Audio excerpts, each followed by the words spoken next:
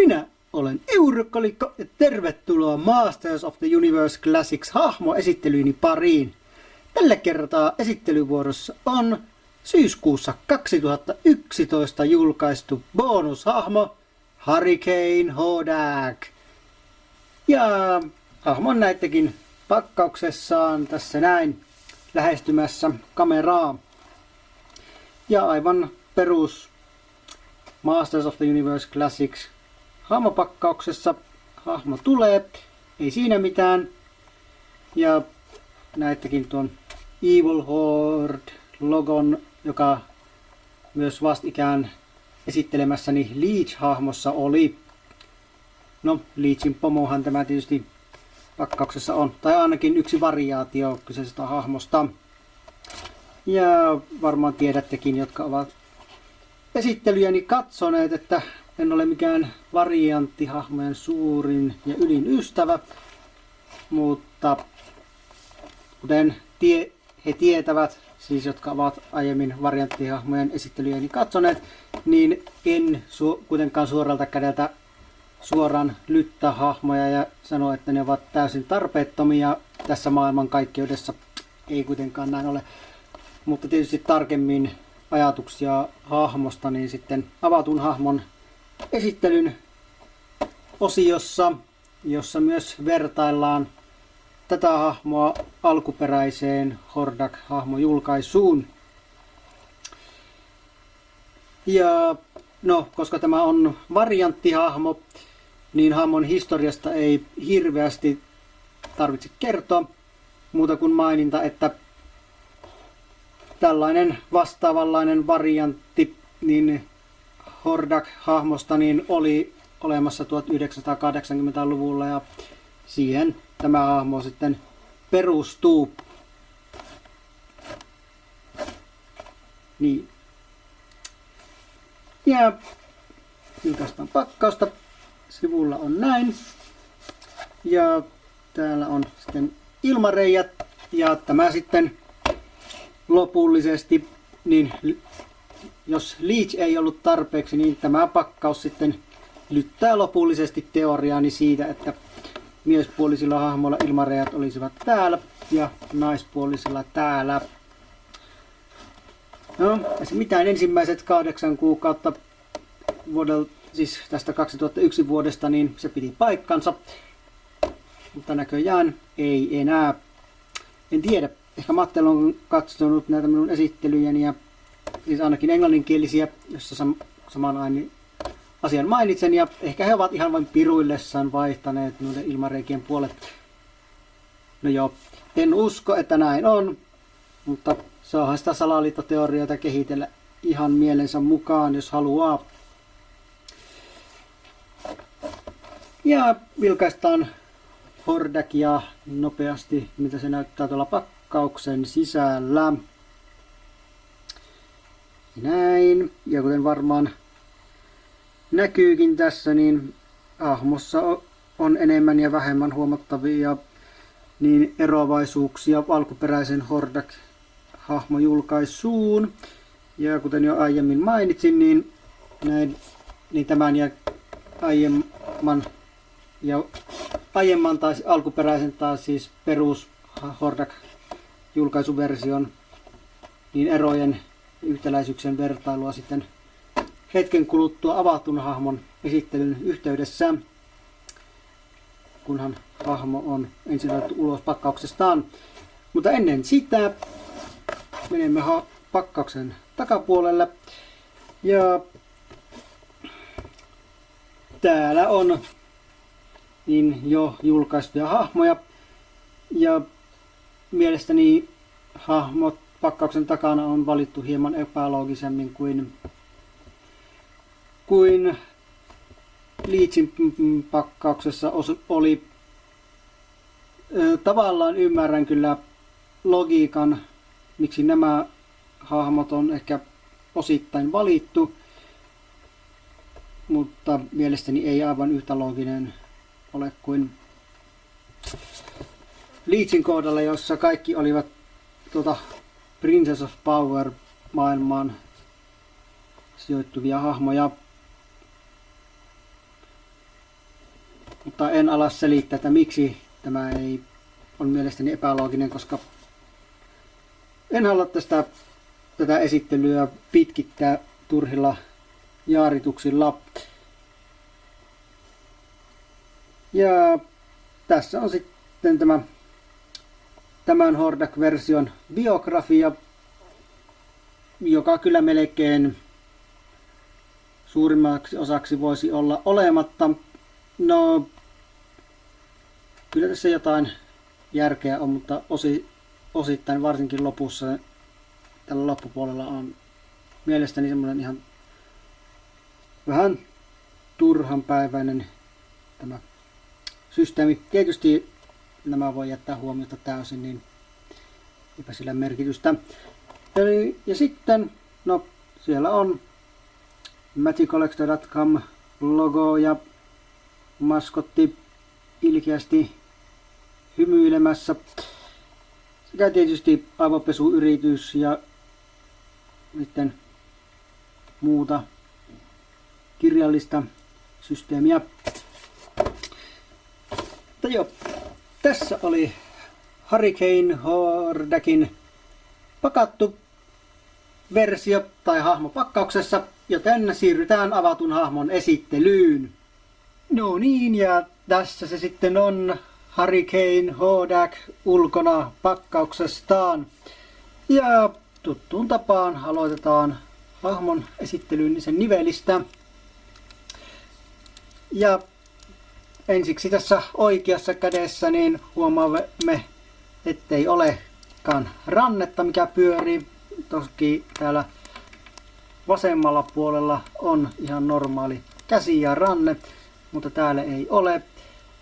Mutta tähän tulee kun tulee niitä liitännäisiä, niin mikäli nyt ette vielä tienneet, niin tähän tulee tämmöisiä liitännäisiä, niin ne tietysti pyörivät ympäri.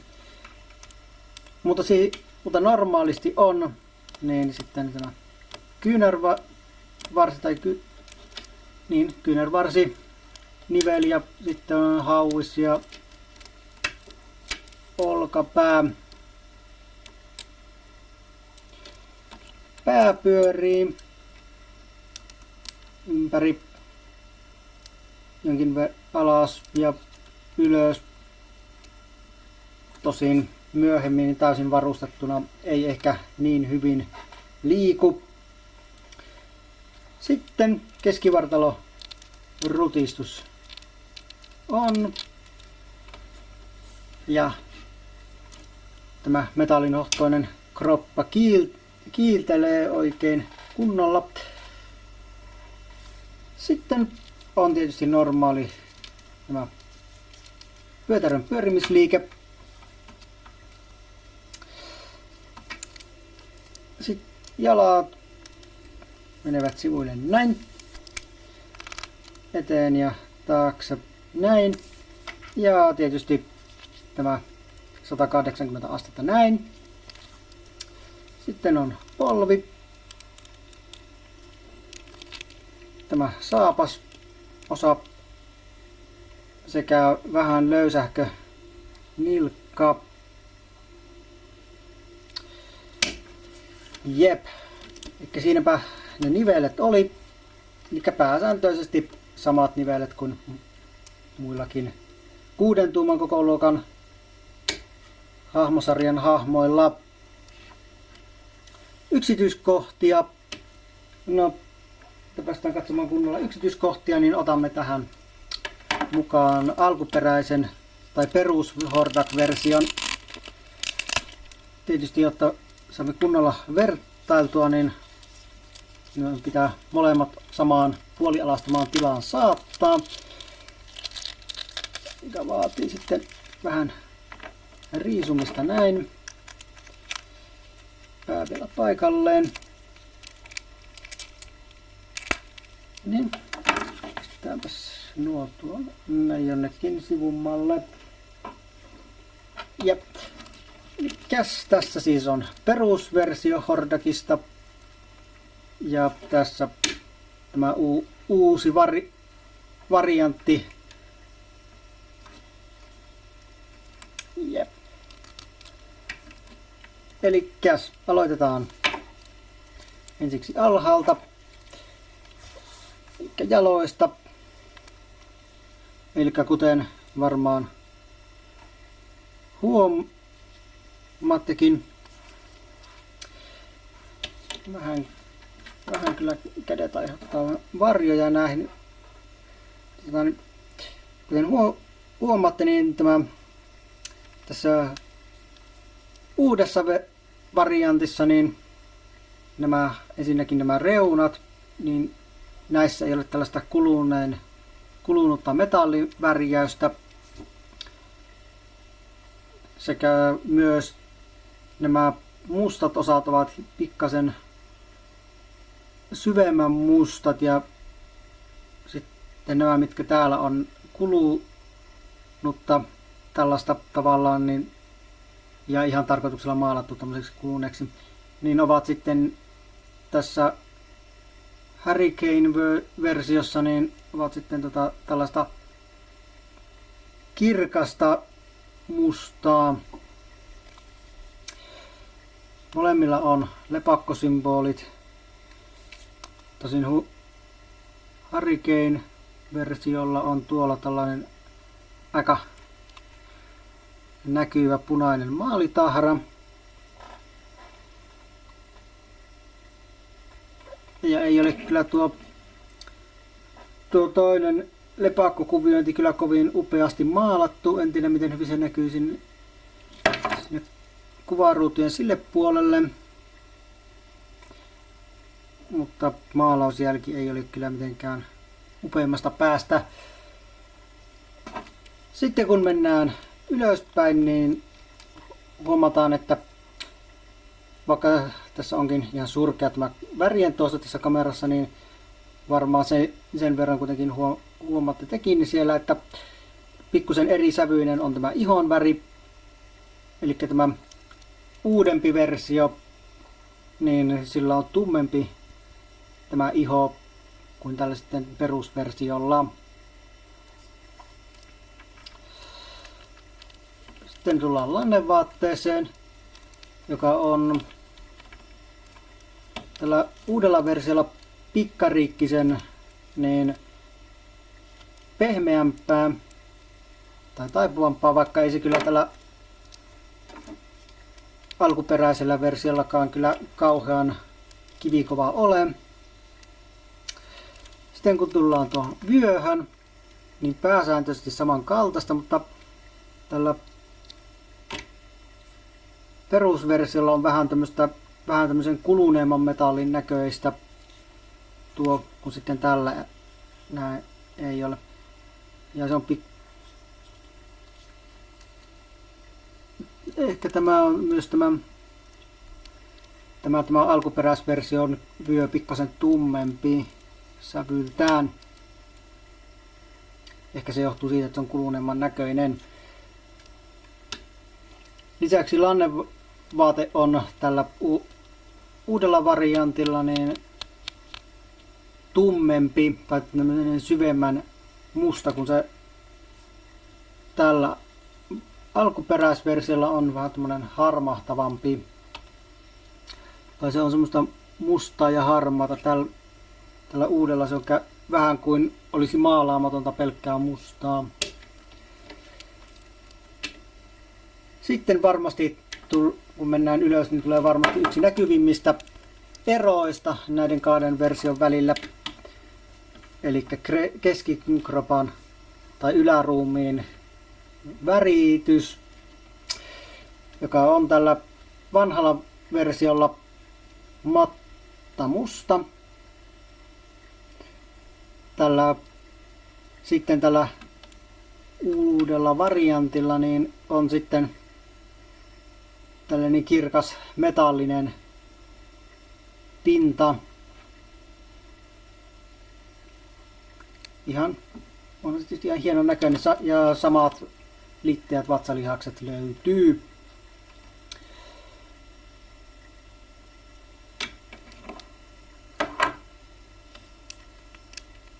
Sitten oikeastaan tässä välissä voidaan katsoa jo niin tullaan kaulaan.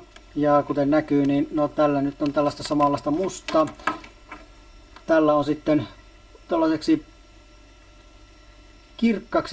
kirkkaalla mustalla on tuo sitten tämä kaulaosa maalattu. Ja se nimenomaan maalattu huomaa siitä, että täältä on maalia jo lähtenyt. Se oli tällainen, kun minä sen paketista otin. Niin maalia on jo kulunut pois ja sieltä alta niin näkyy tuo kirkas osa. Eli se on tehty tällä metallihohtopäällysteellä, niin on tehty ensin kokonaan tämä yläkroppa ja sitten maalattu tuolta kaulasta. Varmasti kaikki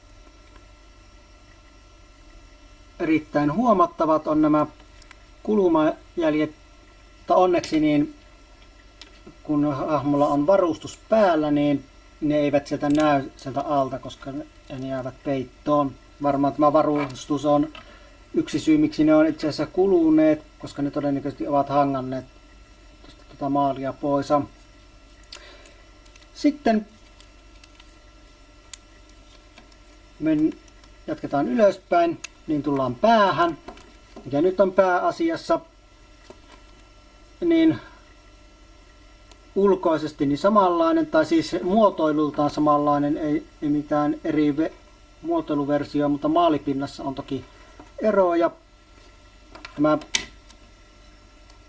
uudempi, tai oikeastaan tämä vanhempaa. Tämä vanhempi on tämmöinen vaaleahko, en tiedä, ei se ole valkoinen, en ole ihan varma mikä tuo väri olisi, mutta tämmöinen vaaleampi ja siinä on tämmöistä punertavaa sitten tuommoista korostusta vähäsen. Niin tällä uudella se on nyt tämmöisellä maalattu kokonaan tällaisella punertavammalla sävyllä. Eli toisin kuin tässä se on korostusta, niin tässä se on maalattu sitten kokonaan tuolla. Sitten voidaan myös huomata myös senkin lisäksi, että niin tässä uudemmassa päässä nämä yksityiskohdat ovat huomattavasti tällaiset pehmeämmät.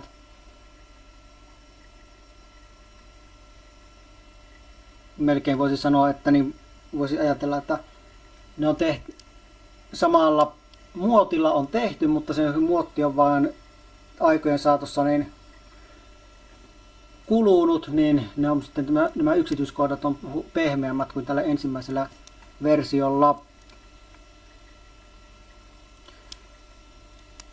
Mutta tällä uudemmalla on myös nämä maalijutut, niin ovat huomattavasti tavallaan vaaleammat kuin tällä alkuperäisversiolla.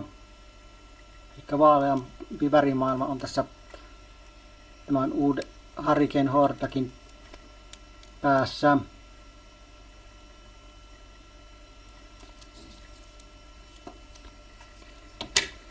Sitten kädet.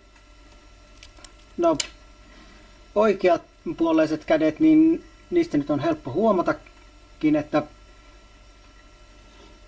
että niin, tämä osa tästä niin on tietysti ovat samat, mutta sitten tästä tämä kyynärvarsi kappale niin on tietysti täysin uusi. Ja tässä on tällainen tämä on tarkoitettu, että tähän voi laittaa liitännäisiä, mutta monet pitävät tätä tällaisena käsitykkinä ja tavallaan pienenä viittauksena Filmation animaatioon. Ihan miten tykkää. Ja tämä värimaailmaltaan, niin mä tykkään, niin tuossa on tällaisia hopeisia mylpyröitä ja sitten on punaista ja tämmöistä kirkasta mustaa. Ja noissa käsissä muuten tuo väri on samalla tavalla niin tummempi kuin tällä alkuperäisversiolla.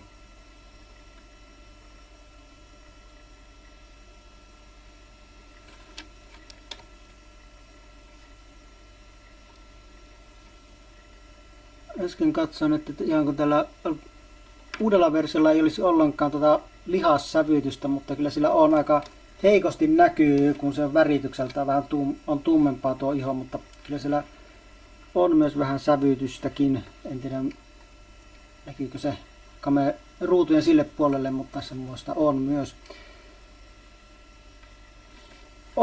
Sitten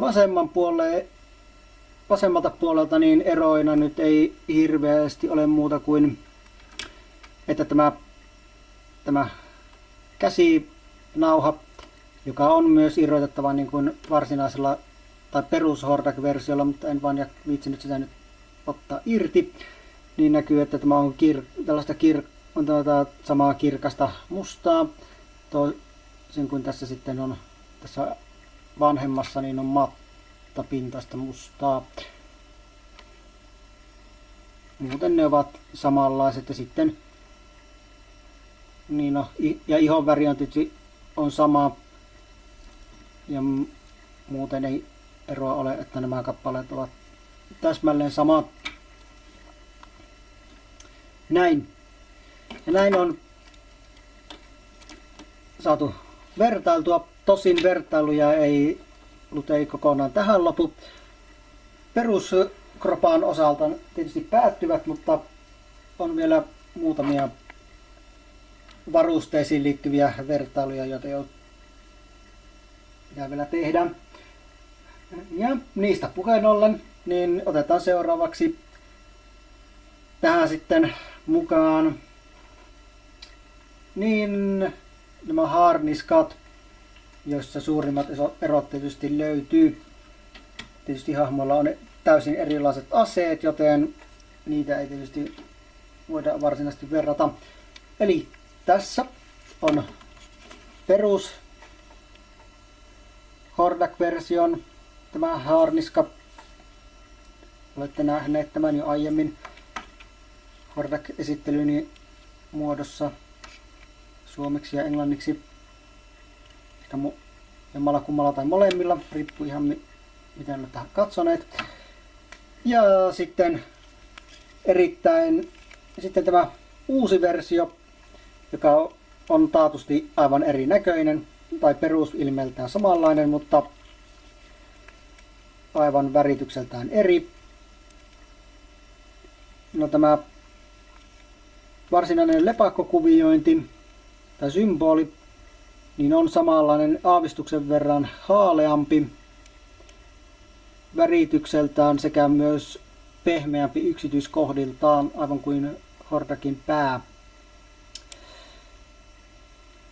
Ja muuten tämä etuosa on maalipintaa tai tätä päällystettyä pintaa niin lukuun ottamatta niin on samanlainen, mutta erot tulevat sitten tavallaan sitten kun katsoo ensin täältä päältä näin, no niin siellä alkaa olla eroja, eli tässä on tällainen näin,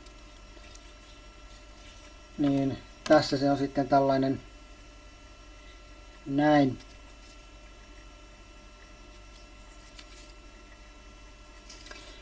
Ja kuten näkyy, niin se on, jos näkyy, niin on aika, täältä päältä on jo aika kulahtanut tämä, missä on tämä tavallaan tämmöinen taitoskohta.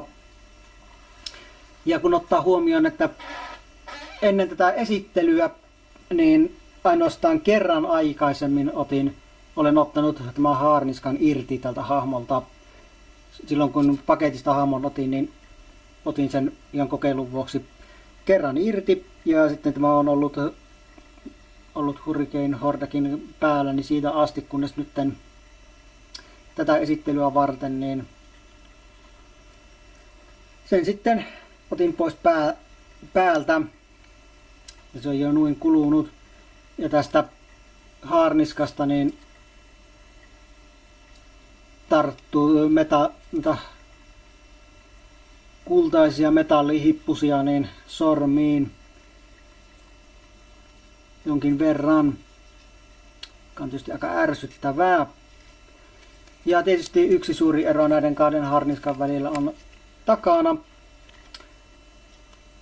Eli kiinnitysmekanismit on erilaiset, eli tässä on tällainen tavallaan klipsumekanismi, vähän niin samantyyppinen kuin esimerkiksi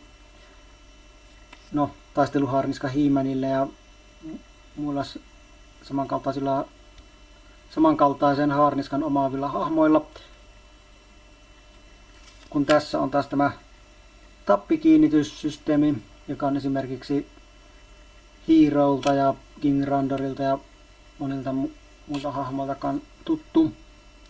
Ja tietysti sitten tällä selässä on Hurricane Hordakilla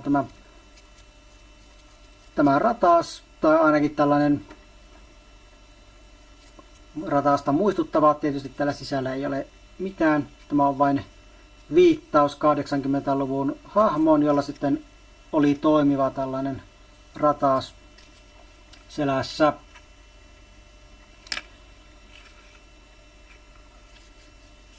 Ja aivan kuin tällä Hordak-versiolla harniskaa ei saa ilman pään irrottamista paikalleen, niin ei sitä saa tälläkään. Laitetaanpas oikein päin. Sen päävut voi oikeastaan jättää vielä irti, koska seuraava osa varustuksesta niin vaatii, että se on pois paikaltaan. Kiinnitysmekanismi on tässä niin erittäin inhottava. Toisin kuin tässä vanhassa versiossa, niin tämä menee aika helposti takaisin paikalleen. Ei mitään ongelmaa. Varsinkin kun hahmon viitta on erillinen.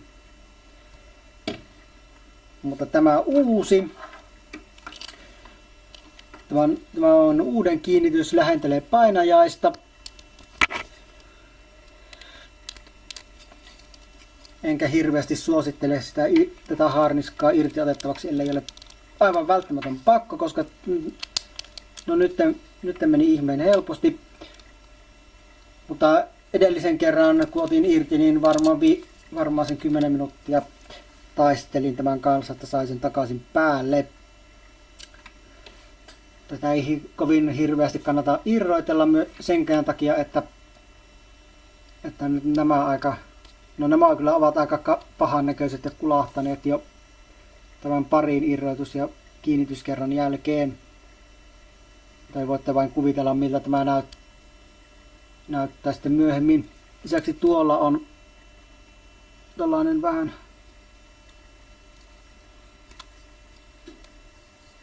epäesteettisesti ikävän näköinen kohta.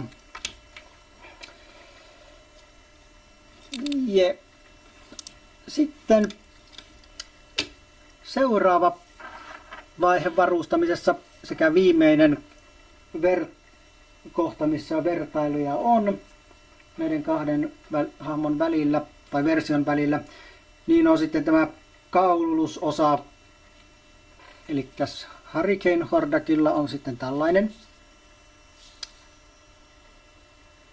Ja perusversiolla on sitten tällainen, jossa on viitta myös kiinni. Ja kuten tuolla saapasosastolla aiemmin, niin tässä on vähän samanlainen juttu näissä kauluksissa. Eli ne osat, mitkä tässä on tässä alkuperäisversiossa tai perusversiossa, niin on tällä tavallaan kuluneen metallin väristä, niin on sitten tällaista kirkasta mustaa tässä uudessa.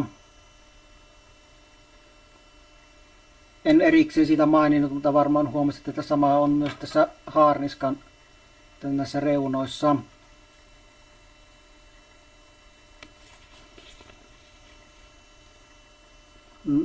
Nuo mylpyrät ovat punaiset.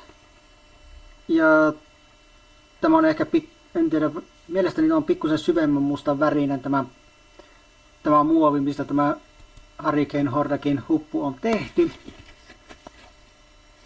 Mutta muuten niissä ei hirveästi eroja ole. Tietysti tämä suurin ero on tämä viitta, jota tässä ei ole.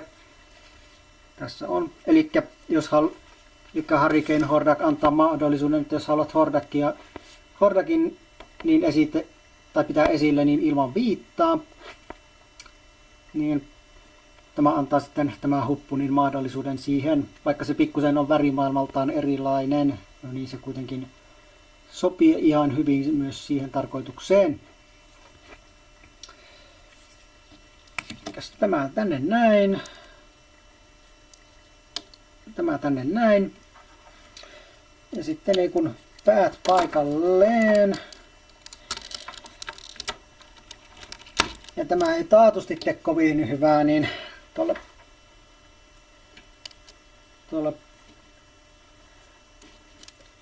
tänne, mikä ei nyt alle jäi tämä, eli tänne kaulaosalle, niin ei varmasti tuo pään irrotteleminen ja hupun takaisin ja päälle laitteleminen Hurricane Hordakilla hirveän hyvää tee sille maalipinnalle, joka on jo muutenkin valmiiksi kulunut. Mutta näin. Tässä on sitten molemmat Hordak-versiot puettuina. No joo, nyt otetaan tämä perusversio ja laitetaan se sivuun. En tiedä otanko sen vielä takaisin lopussa, mutta se nyt saa olla mennä tuonne sivuun. Se on pääasiallisen tehtävänsä hoitanut. Ja tällä Hurricane Hordakilla niin ei hirveästi varusteita, tai no tietysti varusteena on harniska ja sitten tämä huppuosa ja niin edelleen, jos haluaa, mutta varsinaisia aseita tai varusteita ei hirveästi tullut, tai no tavallaan tuli, mutta ne ovat kaikki näitä käsiliitännäisiä. Eli ensimmäinen käsiliitännäinen on tällainen sydämi.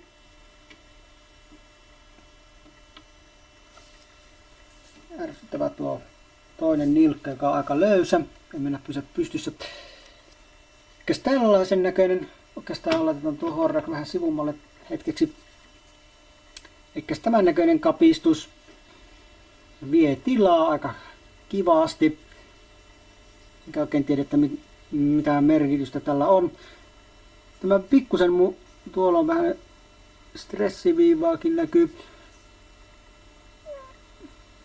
Ja kun tarkkaan katsoo, niin se näyttää vähän siltä, kun tämä olisi jossain vaiheessa mahdollisesti suunniteltu jopa niin, että nämä väkäiset tai nämä ovat artikuloituja, että tässä olisi sarana, tämmöinen sarana juttu.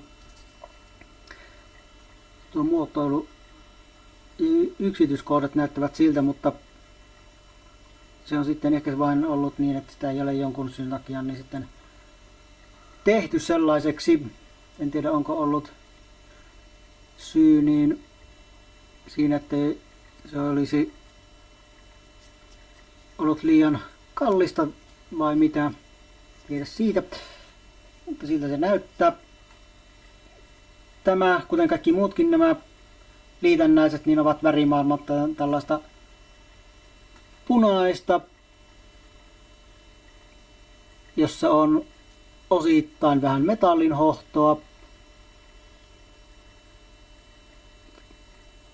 mutta pääasiassa tällaista mattapunaista. Ja nämä menevät tuohon noin kiinni. Ja tuo tappisysteemi on tismalleen samanlainen kuin Robotolla ja Trapjawlla esimerkiksi,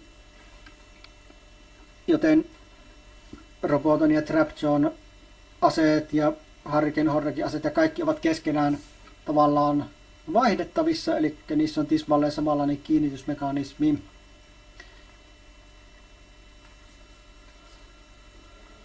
Eli veikkaisin, että näemme vielä joku päivä, niin ehkä Hurricane Hordakilla niin mahdollisesti Trap Zone aseita ja päinvastoin ja ehkä roboton väreissä ja niin edelleen. Lisäasepakkauksiin hyvää materiaalia. Sitten seuraava näistä niin on tällainen, en tiedä mikä, mutta tällainen ihmeellinen systeemi, jossa on tämmöiset isot pallukat päässä.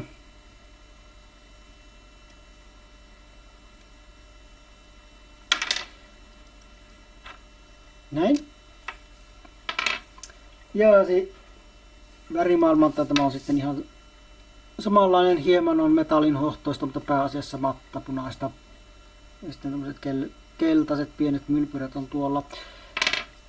Sitten on tämä viimeinen liitännäinen tällainen lepakon siipiä muistuttava systeemi. Ja värimaailmaltaan on taas täsmälleen samanlainen kuin kaksi edeltäjäänsä. Ja tämä on se, mitä itse pidän tällä hahmolla niin tässä liitännäisenä.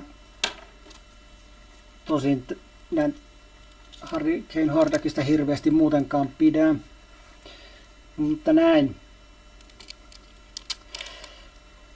Hahmo oli sitten tässä. Itse annan pisteitä tälle hahmolle. Tämä antaisi 3/5. En pysty enempää ainakaan antamaan.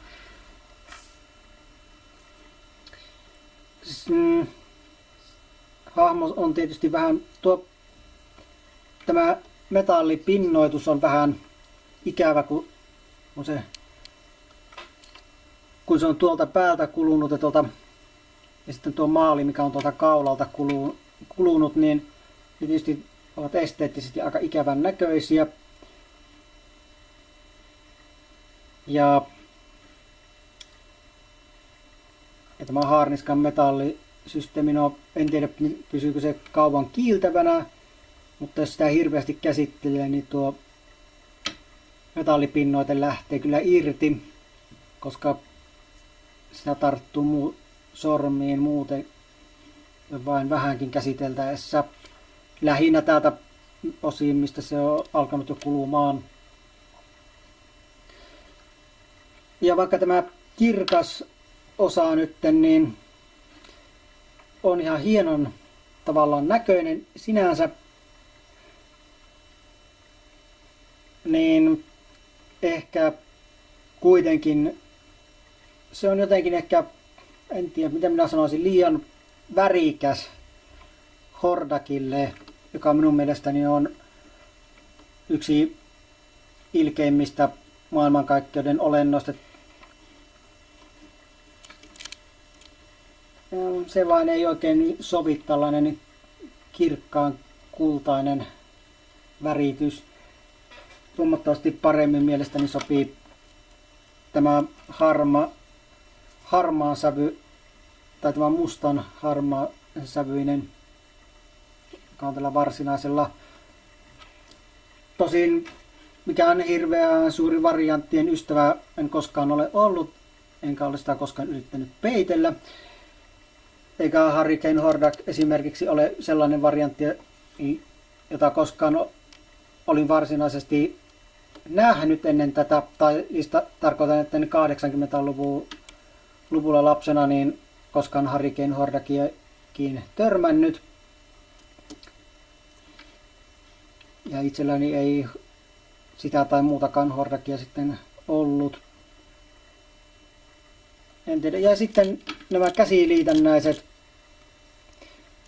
en tiedä, jotenkin kaipaisin niihin jotain vähän lisää. En tiedä mitä. Jotenkin nämä ovat tällaiset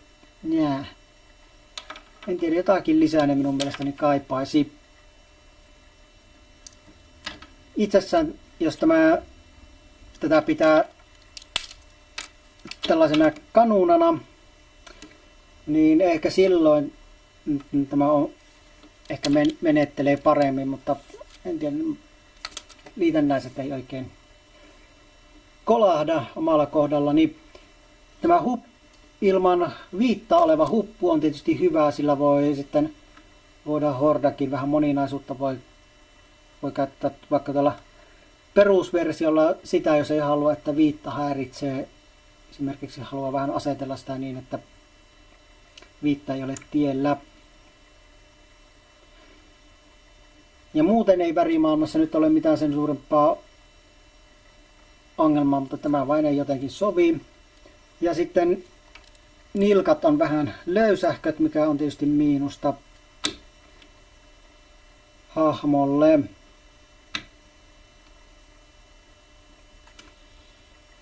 Jep. Mutta siinäpä sitä asiaa tietysti oli. Mutta kaiken kaikkiaan, jos olette Hordak-faneja, niin ei tämä nyt varsinaisesti mitenkään huono hahmo ole, vaikka tuon metallipinnoiden kanssa kyllä saa olla vähän varovainen. Mutta joka tapauksessa niin kyllä minä siitä huolimatta, että itse en kyllä ehkä ole kaikkein suurin hahmon ystävä tai tämän version ystävä, niin kyllä minä suosittelen tätä hahmoa silti. Tosi siinä tapauksessa, että teillä sattuisi jo Hordak olemaan, siis tuo perusversio, niin siinä tapauksessa tämä ei mielestäni ole pakkohankinta. Ellette sitten halua niin tätä kanuuna liitännäiskäsikappaletta.